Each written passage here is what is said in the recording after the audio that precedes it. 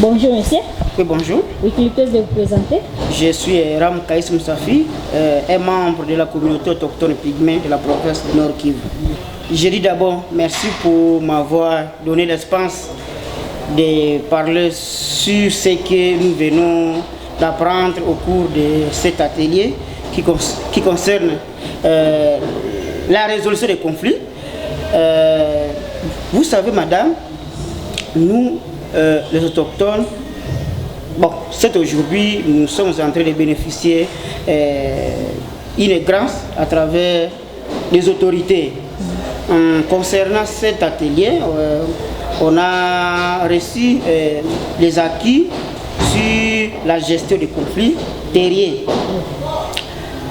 Comme vous savez, dans cet atelier, on nous a parlé de certaines réglementations d'acquisition des terres. Alors, compte tenu de notre capacité, tout ce que les facilitateurs ou tout ce que la loi nous parle concernant l'acquisition de la terre, nous, les autochtones pygmées, nous avons un défi. Parce que pour tout ça, ça demande des moyens financiers pour que quelqu'un ait une partie de la terre légalisée par la loi. Oui, vous venez de dire que ça demande les moyens financiers. Vous êtes des autochtones. On suppose que la terre vous appartient. Vous êtes les gardiens de la forêt. Comment l'État peut encore vous demander de l'argent? Madame, vous savez, aujourd'hui, bon, même si nous sommes des gardiens de la coutume ou bien nous sommes les terriens ou les propriétaires de la terre, mais pour que nous soyons tranquilles et stables, il faut avoir les documents pour que notre terre puisse être reconnue officiellement par la loi. Mais vous savez, madame, les autorités pour le moment nous amènent dans une situation très critique où aujourd'hui les pygmées où se trouvent sont éparpillés suite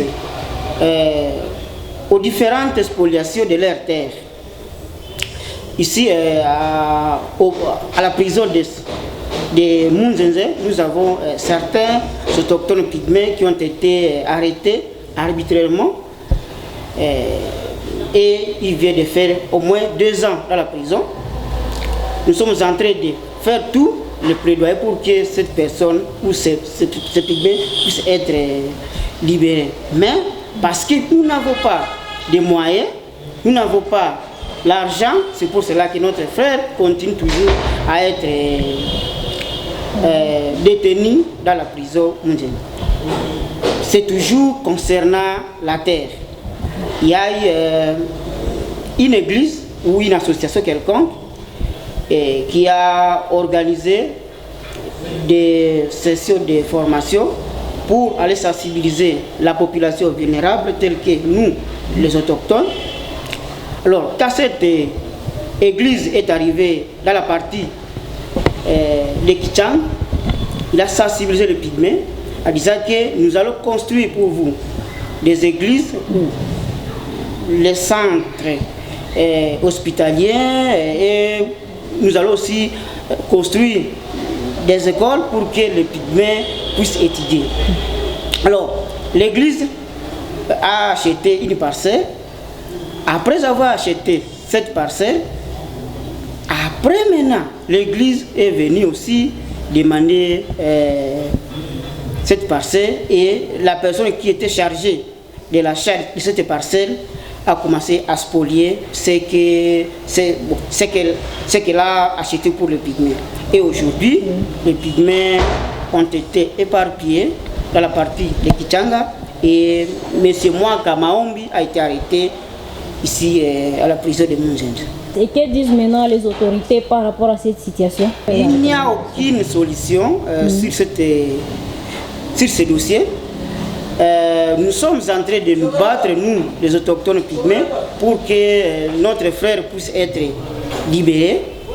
Et nous disons aux autorités et organisations qui accompagnent surtout les autochtones de ne pas chaque fois induire les autochtones dans des erreurs parce que construire une école, construire un centre hospitalier. Bon, ce n'est pas le synonyme de les garantir. Il faut, si on les a achetés une parcelle, donner tous les documents appropriés aux pygmées pour que ces pygmées puissent jouir de cette parcelle qui a été donnée à leur faveur. De ceux-là qui se trouvent dans des zones rurales, bon, nous disons aussi aux autorités de les accompagner, de reconnaître surtout la terre qui appartiennent ou les terres qui appartiennent aux autochtones pygmées. Parce que si les autorités continuent à spolier ces terres, alors où seront les pygmées, où ils vont être, où les activités seront exécutées qui les concernent. C'est là où nous sommes en train de plaider à faveur de cette population pour que les autorités puissent les reconnaître officiellement. Parce que ici récemment, en 2022, il y a une loi appropriée aux autochtones pygmées qui a été votée par les deux chambres et promulguée par les chefs de l'État. Maintenant, que disent les peuples autochtones par rapport à cette loi qui a été votée à leur faveur? Les autochtones ont accueilli cette loi avec beaucoup de joie parce que nous savons que cette loi va garantir leurs droits. Que dites-vous maintenant par rapport à la vente des forêts communautaires? Bon, compte tenu de la vente des forêts communautaires, bon, pour le moment nous sommes en train de se battre pour que les autochtones pygmées aient leurs forêts communautaires. Nous disons merci d'abord à nos autorités provinciales, surtout le gouverneur de province, qui a paraphé ou qui a signé l'arrêté aux peuples autochtones pygmées Baboulouko dans le secteur de Bakano. À Walikale seulement. À Walikale seulement, nous avons une forêt qui a un titre et qui appartient aux autochtones pygmées. Et les deux autres forêts, ce qui est de Banamouensi vers Matenda et celle-là de Kirumbu ici, à côté de Walikale Centre, le processus est en cours. Nous savons, ici demain, nous aurons au moins 2 titres qui vont sortir au courant de cette année 2023. Surtout les forêts qui appartiennent aux peuples autochtones pygmées. Nous sommes en train de soutenir d'abord le gouvernement congolais, surtout le chef de l'État, avec sa politique d'éradiquer tous les groupes armés qui endeuillent la province du Nord Kivu et celle-là de l'Ituri. Nous appelons les autorités, surtout le chef de l'État, de faire tout pour que les atrocités puissent être éradiquées, surtout celles-là des groupes armés locaux et internationaux.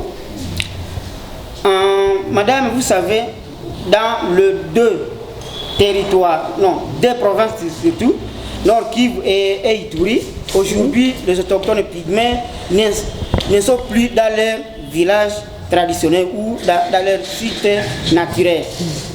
Aujourd'hui, la situation humanitaire continue à se détérioriser dans le site où les pygmées vivent. Ici à Kanyaruchina, nous avons les pygmées qui meurent. Ici, nous venons d'enregistrer au moins 5 décès des autochtones pygmées au cours de cette attaque.